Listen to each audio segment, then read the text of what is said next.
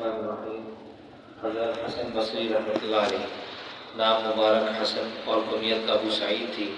اس کے علاوہ آپ کی دو کنیتیں اور بھی بتلائی جاتی ہیں، ابو محمد اور ابو النصر۔ آپ کے والد کا نام یسار تھا جو حضرت زید بن ثابت کے مولا تھے، اور والدہ کا نام بی بی خیرہ تھا جو حضرت ام سلمہ رضی اللہ عنہ کی باندی تھی۔ آپ کے والد سن 12 ہجری میں حضرت ابوبکر صدیق رضی اللہ عنہ کے ہاتھ پر مشرف با اسلام ہوئے۔ آپ کی ولادت حضرت عمر کے دور خلافت میں وصال فاروقی سے 2 سال قبل مدینہ منورہ میں ہوئی۔ مورخین نے لکھا ہے کہ حضرت حسن بصری جب پیدا ہوئے تو حضرت عمر رضی اللہ عنہ کی خدمت میں لائے گئے۔ آپ نے اپنے ہاتھ سے ان کے منہ میں کھجور کا لعاب ٹپکایا اور فرمایا سموہ حسنا فإنہ حسن الوجہ، یعنی اس بچے کا نام حسن رکھو کیونکہ خوبصورت چہرے والا ہے۔ آپ کی تربیت و نگہداشت میں ام المؤمنین حضرت ام سلمہ رضی اللہ عنہ کا بڑا حصہ ہے۔ حضرت ابو ذرا فرماتے ہیں کہ حسن بصری علی کے ہاتھ پر 14 سال کی عمر میں بیعت ہوئے۔ حسن بصری علی رضی اللہ عنہ کے ہاتھ پر 14 برس کی عمر میں بیعت ہوئے۔ اس کے بعد حسن بصری کوفہ اور بصرہ کی طرف چلے گئے۔ آپ کے 3 فرزند علی، محمد اور سعید تھے۔ اسی بنا پر آپ کی 3 کنیتیں مشہور ہیں۔ حسن بصری ان تمام صفات سے متصف تھے جو ایک ولی کامل میں ہوتی ہیں۔ علم و عمل میں ان کا کوئی ہمسر نہیں تھا۔ مسلمانوں کا ایک بہت بڑا دینی طبقہ ان کی تعریف اور مدح و ستائش میں رطب اللسان رہا ہے۔ حجاج بن عطا کہتے ہیں کہ میں نے عطا بن ابی رباح سے حسن بصری کے متعلق دریافت کیا تو انہوں نے فرمایا کہ تم اس شخص کو مضبوطی سے پکڑ لو، وہ بڑے امام ہیں، ان کی پیروی کی جاتی ہے۔ حماد بن سلمہ، یونس بن عبید اور حمید طویل سے نقل کرتے ہیں کہ ہم نے فقہا دیکھے ہیں لیکن حسن بصری جیسا مروت والا کسی اور کو نہیں دیکھا۔ حضرت اعمش فرمایا کرتے تھے کہ حسن بصری ہمیشہ حکمت جمع کرتے رہے، پھر اس کو کہنا شروع کیا۔ امام باقر فرمایا کرتے تھے کہ حسن بصری کا کلام انبیاء کے مشابہ ہوتا ہے۔ آپ ہمیشہ باوضو رہا کرتے تھے۔ ایک مرتبہ رات کو 70 مرتبہ سے زائد بیدار ہوئے اور ہر مرتبہ وضو فرما کر 2 رکعت نماز پڑھی۔ اوصاف حمیدہ: حضرت حسن ورع و پرہیزگاری اور زہد و تقویٰ میں بے مثال تھے۔ فرمایا کرتے تھے کہ تقویٰ اور پرہیزگاری دین کی بنیاد ہے، لالچ اور حرص اس بنیاد کو ختم کر دیتے ہیں۔ فرمایا کرتے تھے کہ تقویٰ اور پرہیزگاری دین کی بنیاد ہے، لالچ اور حرص اس بنیاد کو ختم کر دیتے ہیں۔ سنت نبی کے ساتھ والہانہ اور عاشقانہ تعلق رکھتے تھے، زائد سے زائد اتباع سنت کا لحاظ فرماتے، دوسروں کو بھی اس کی تلقین فرماتے۔ خوف و خشیت حد درجہ آپ میں موجود تھا۔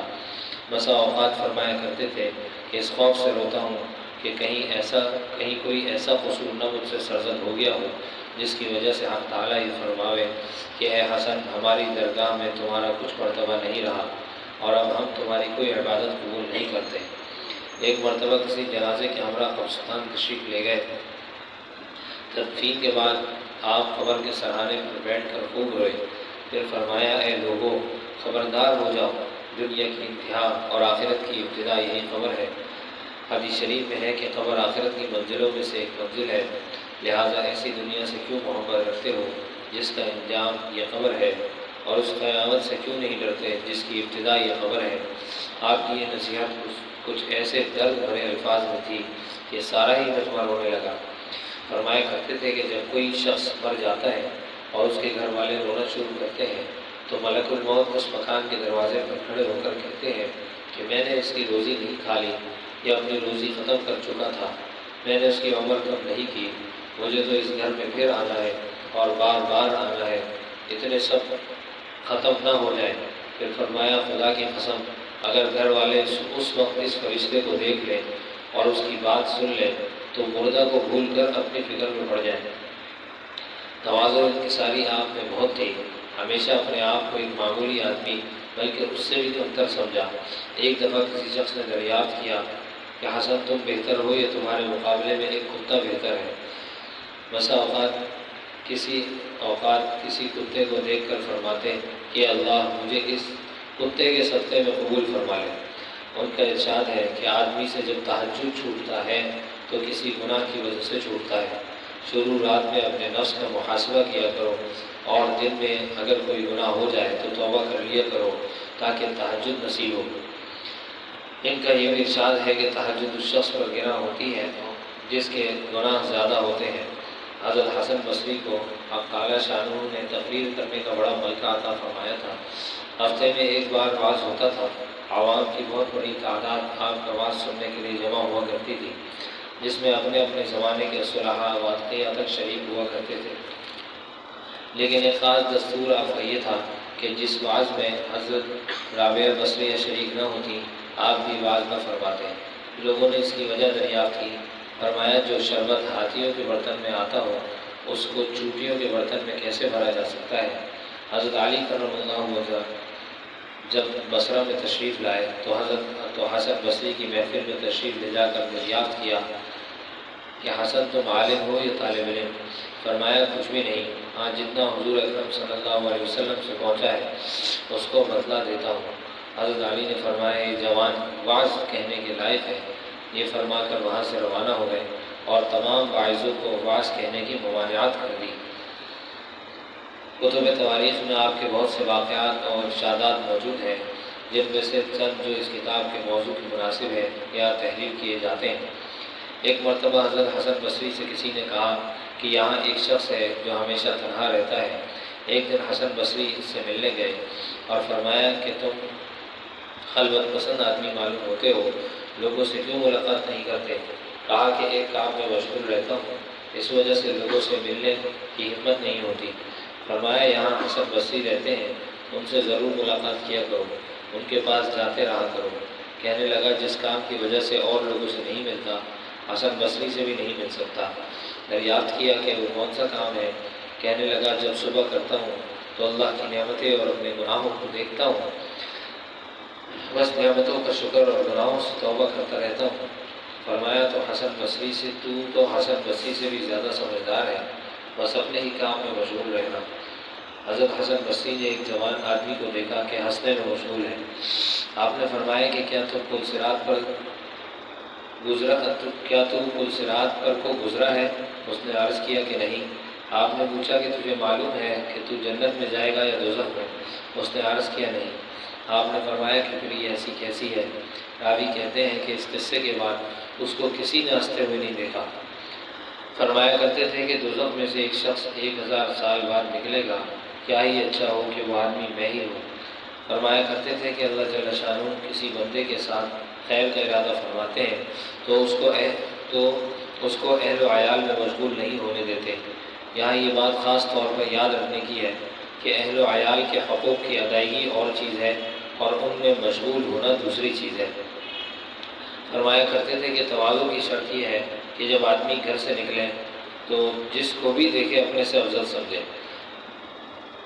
فرمایا کرتے تھے کہ جب آدمی سے گناہ ہو جائے اور پھر وہ سچی توبہ کر لے تو پھر اس توبہ سے اللہ تعالیٰ شانہ کے یہاں تقرب میں زیادتی ہوتی ہے۔ ایک شخص نے اپنے دل کی سختی کی شکایت کی تو فرمایا کہ ذکر کی مجلسوں میں شریک ہوا کرو۔ فرمایا کرتے تھے کہ ہم نے اکابر کو پایا ہے جو حلال چیزوں میں بھی اتنی بے رغبتی فرمایا کرتے تھے جتنی تم حرام چیزوں میں بھی بے رغبتی نہیں کرتے۔ فرمایا کرتے تھے کہ لالچ عالم کو عیبدار بنا دیتا ہے۔ قسم کھا کر فرمایا کرتے تھے کہ جو آدمی بھی روپیہ پیسے کو عزیز سمجھتا ہے اس کو اللہ ذلیل کر دیتا ہے۔ فرمایا کرتے تھے کہ دنیا تیرے لیے ایک سواری ہے، اگر تو اس پر سوار ہوگا جب تو وہ تجھ کو منزل تک پہنچا دے گی، لیکن اگر وہ تجھ پر سوار ہو گئی تو تجھ کو ہلاک و برباد کر دے گی۔ فرمایا کرتے تھے کہ اگر تیری کسی سے دشمنی ہو جائے اور وہ اللہ کا مطیع اور اس کا فرمانبردار ہو تو اس کے ساتھ دشمنی کرنے سے بچنا، کیونکہ اس کو اللہ تیرے حوالے نہیں کرے گا، اور اگر وہ گناہگار ہے تو وہ اپنے کیے ہوئے کو خود دیکھ لے گا، لہذا تو اس کی عداوت سے پریشان مت ہو۔ ایک مرتبہ ایک شخص کو دیکھا کہ وہ یہ حدیث پڑھ رہا تھا، المرء مع من احب، یعنی آدمی اس کے ساتھ ہوگا جس کے ساتھ وہ محبت رکھے۔ تو فرمایا اس حدیث سے دھوکے میں مت آ جانا، یہ معیت اسی وقت ہوگی جب کہ تو ان جیسے اعمال بھی کرے گا۔ معمول تھا کہ جب کوئی شخص ان کی غیبت کرتا تو اس کو تحفہ بھیجا کرتے تھے اور فرمایا کرتے تھے کہ جو ہدیہ غیبت کا تو نے مجھے بھیجا ہے وہ میرے ہدیے سے بہت بڑھ کر ہے۔ فرمایا کرتے تھے کہ جو شخص اللہ کے لیے محبت کا دعویٰ کرے اور پھر وہ اس کے گناہوں کی وجہ سے نفرت نہ کرے تو وہ اپنے اس دعوے میں جھوٹا ہے کہ مجھ کو اللہ واسطے کی محبت ہے۔ انتقال۔ شام بن عبد الملک کے دور حکومت میں باختلاف روایات 4 محرم یا یکم رجب 110 ہجری میں 89 سال کی عمر میں انتقال فرمایا اور بصرہ میں تدفین عمل میں آئی۔ انتقال کے وقت ایک عجیب قصہ یہ پیش آیا کہ آپ نے ہنس کر فرمایا کون گناہ، اس کے بعد انتقال فرما گئے۔ ایک بزرگ نے خواب میں دیکھا اور انتقال کے وقت ہنسنے کی وجہ دریافت کی اور اس جملے کا مطلب پوچھا۔ فرمایا نزع کے وقت میں نے سنا تھا کہ کوئی کہہ رہا ہے کہ اے ملک الموت ان کے ساتھ سختی کا معاملہ کرو کیونکہ اس کا ایک گناہ باقی ہے۔ اس پر مجھے خوشی ہوئی تھی اور میں نے ہنس کر دریافت کیا تھا کہ کون گناہ۔ صاحب سیر الاقطاب نے آپ کے 5 خلیفہ شمار کیے ہیں، ان میں ہمارے سلسلہ مذکورہ میں شیخ عبد الواحد بن زید رحمۃ اللہ علیہ ہے، اس لیے اب انہی کے حالات سپرد قلم کیے جاتے ہیں۔ بھائی یہ جو واقعات پڑھے جاتے ہیں ان کا مقصد یہ ہوتا ہے کہ ان کے حالات کو اور ان کے واقعات کو سن کر ہم اپنی زندگی کو بدلیں اور جو ہماری پچھلی زندگی گزر گئی ہے اس سے توبہ کریں اور اگلی زندگی کی فکر کریں۔ انسان بہت تیزی سے اپنی قبر کی طرف رواں دواں ہے اور دنیا کی کوئی چیز اس کو اس کی قبر کی طرف جانے سے روک نہیں سکتی۔ جتنا وقت وہ دنیا میں اپنے پیدا ہونے سے پہلے ماں کے پیٹ میں ہی لے کر آیا ہے اس سے اتنے ہی وقت اس دنیا میں رہے گا، اور پھر جب وقت پورا ہو جائے گا تو وہ اس دنیا سے چلا جائے گا، چاہے وہ مصروف ہو، فارغ ہو، گھر میں ہو، بازار میں ہو، کسی جگہ بھی ہو، اس کا جب وقت آ جائے گا تو پھر اس کو یہاں سے جانا ہوگا۔ تو بھائی عقل مندی کا تقاضا یہ ہے کہ ہم اللہ تعالیٰ کو راضی کرنے والے اعمال اختیار کریں۔ حدیث شریف میں آتا ہے الکیس من دان نفسہ وعمل لما بعد الموت۔ عقل مند آدمی وہ ہے جس نے اپنے نفس کے مکر و فریب کو پہچان لیا، وعمل لما بعد الموت، اور موت کے بعد کے لیے عمل کیا۔ آج عقل مند ہم دنیا کے اعتبار سے بہت بڑے بڑے جو مالدار ہیں یا سمجھدار سمجھے جاتے ہیں یا علمی اعتبار سے بڑے ہوتے ہیں ان کو سمجھتے ہیں۔ یہاں حضور علیہ السلام نے پیمانہ بیان فرما دیا کہ عقل مند وہ نہیں ہے جس کے پاس مال زیادہ ہے یا جس کے پاس لوگ جمع ہوتے ہیں، بلکہ یا جس کو دنیا والے عقل مند کہتے ہیں، بلکہ عقل مند وہ ہے جس نے اپنے نفس کی جو چال بازیاں ہیں، کیونکہ نفس انسان کا دشمن ہے، اس کو برائی کی طرف لاتا ہے، اس کی چال بازیوں کو سمجھ لیا اور جو ہے آخرت کے لیے عمل کیا۔ قرآن پاک میں بھی اللہ تعالیٰ ارشاد فرماتے ہیں وَأَمَّا مَنْ خَافَ مَقَامَ رَبِّهِ وَنَهَى النَّفْسَ عَنِ الْهَوَىٰ، جس شخص نے اللہ کا خوف اپنے دل میں پیدا کیا، یعنی اللہ کے سامنے کھڑے ہونے سے، قیامت میں جواب دینے سے اس کے دل میں خوف پیدا ہوا اور اس کے نتیجے میں اس نے اپنے نفس کو برائی سے روک لیا، تو فَإِنَّ الْجَنَّةَ هِيَ الْمَأْوَىٰ، تو اس کا ٹھکانہ یقیناً جنت ہے۔ حدیث شریف میں آتا ہے فرمایا اغتنم خمسا قبل خمس، 5 چیزوں کے آنے سے پہلے 5 چیزوں کو غنیمت جان لو۔ شبابک قبل حرمک، تمہیں اللہ نے جوانی دی ہے تو اپنی جوانی کو غنیمت جانو بڑھاپے کے آنے سے پہلے۔ انسان جو جوانی میں کر سکتا ہے وہ بڑھاپے میں اعمال نہیں کر سکتا، اور جو جوانی میں اعمال اختیار کرتا ہے اگر بڑھاپے کی وجہ سے نہیں کر پاتا تو اللہ تعالیٰ اس کو پورا اس کا اجر عطا فرماتے ہیں۔ لیکن اگر جوانی میں ہی اعمال نہیں کیے اور اب بڑھاپے میں آ کر وہ اعمال نہیں کر پا رہا تو اب وہ ثواب اس کو نہیں مل سکتا۔ تو فرمایا کہ شبابک قبل حرمک، اپنے جوانی کو بڑھاپے سے پہلے غنیمت جان لو۔ صحتک قبل سقمک، صحت کو جو ہے اللہ نے صحت دی ہے، ہاتھ پاؤں سلامت ہے اور آدمی چل پھر سکتا ہے، رکوع سجدہ صحیح کر سکتا ہے، نماز پورے صحیح سنت کے مطابق طریقے سے پڑھ سکتا ہے، اس کو غنیمت جانا۔ تو فرمایا کہ صحت کا قبل سقم کا، تو بیماری آنے سے پہلے صحت جو اللہ نے دی ہے اس کو غنیمت جانا۔ غنا کا قبل فقر کا، اگر اللہ نے مال دیا ہے تو اللہ کے راستے میں مال خرچ کر کے اللہ کو راضی کرو۔ حضرت عثمان رضی اللہ عنہ کا کل ہم نے حالات سنے، کیسے سخی تھے اور خود کیا جو استعمال کرتے تھے، کھانا بھی سادہ کھاتے تھے، لباس بھی ان کا سادہ ہوتا تھا اور انتہائی کم قیمت کا ہوتا تھا، اور اتنا خرچ کیا اللہ کے راستے میں، اتنا خرچ کیا کہ موقع پہ کئی دفعہ آپ علیہ السلام نے ہاتھ اٹھا کے دعائیں کی۔ تو بھائی یہ صفت بھی ہم اپنے اندر پیدا کریں۔ ضروری نہیں ہے کہ ہم کثرت سے یعنی کہ کثیر مال صدقہ کریں۔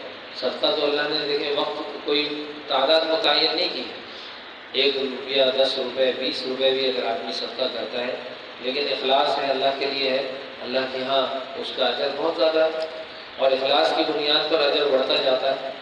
تو اللہ کی ذات تو دینے والی ذات ہے، اس کے خزانے میں تو اس چیز کی کمی نہیں ہے۔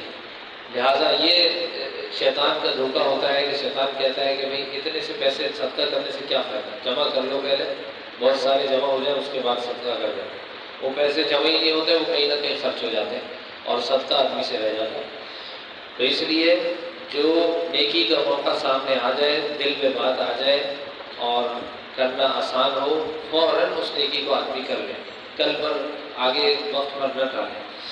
تو فرمایا کہ غنا کا قبل فقر کا، تمہارے فقر سے پہلے، غریبی آنے سے پہلے مالداری کو غنیمت جانو۔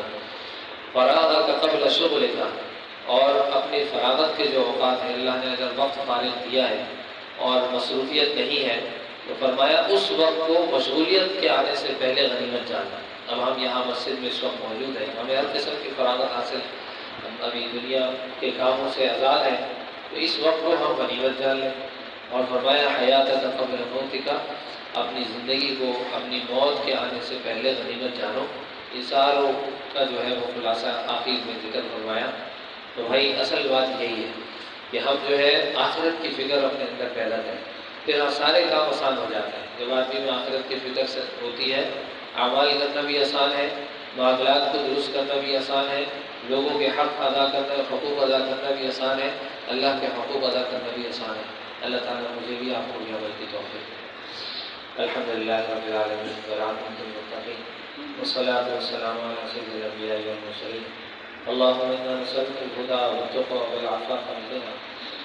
یا رب العالمین ہمارے گناہوں کو معاف فرما، ہم سب کے گناہوں سے درگزر فرما، ہماری سیئات کو حسنات سے مبدل فرما، ہماری حسنات کو اپنی بارگاہ عالیہ میں قبول فرما، ہمارے ظاہر کو درست فرما، سنت کے مطابق ہمیں بنانے کی توفیق عطا فرما، ہمارے باطن کو درست فرما، روحانی ترقی ہم کو عطا فرما، اپنی رضا ہم کو نصیب فرما، اپنا خود تعلق ہم کو نصیب فرما، یا اللہ اپنا تعلق ہم کو نصیب فرما، کامل محبت ہم کو نصیب فرما، یا اللہ یا رحمان یا رحیم، ایمان والی زندگی عطا فرما، ایمان والی موت ہم کو نصیب فرما، برے خاتمے سے ہماری حفاظت فرما۔ یا اللہ جس مقصد کے لیے ہم یہاں کے لوگوں میں تیری رضا ہے، تیری رضا کا حصول ہے، یا اللہ ہم سب کو عطا فرما۔ یا اللہ تو ایسا راضی ہو کہ کبھی ہم سے ناراض نہ ہو۔ یا اللہ ہمیں آخرت کی فکر ہم کو نصیب فرما، موت کا دھیان ہم کو نصیب فرما۔ یا اللہ آخرت کی تیاری کی ہمیں توفیق عطا فرما۔ یا اللہ یا رحمان یا رحیم، ہمارے دلوں کو ایمان کے نور سے منور فرما، روشن فرما۔ یا اللہ ایسا دل عطا فرما جو تو پسند کرتا ہے، ایسی صفات حمیدہ عطا فرما جو تجھے خوش کر دیتی ہے۔ یا اللہ یا رحمان یا رحیم، جو جہاں مسلمان مظلوم ہے ان کی مدد فرما۔ یا اللہ ہم سب کی تمام جائز حاجات کو پورا فرما۔ یا اللہ تمام جائز حاجات کو پورا فرما، تمام بیماروں کو شفا کلی عطا فرما، ہمارے حضرت کو جلد صحت کامل عاجل عطا فرما۔ یا اللہ ان کی فیوز اور برکات سے ہم سب کو مستفید فرما، ان کی دعاؤں میں، ان کی توجہات میں ہمارا حصہ فرما۔ یا اللہ یا رحمان اس نعمت کی ہمیں قدر کرنے کی توفیق عطا فرما، ناقدری سے ہماری حفاظت فرما، بے ادبی سے ہماری حفاظت فرما۔ یا اللہ یا رحمان یا رحیم تعدیر ہمارے سروں میں کا سایہ قائم دائم فرما۔ ہمارا تقبل منا انک انت السمیع العلیم وتب علینا انک انت التواب الرحیم۔ صلی اللہ تعالی علیہ محمد و علیہ وصحبہ برحمتہ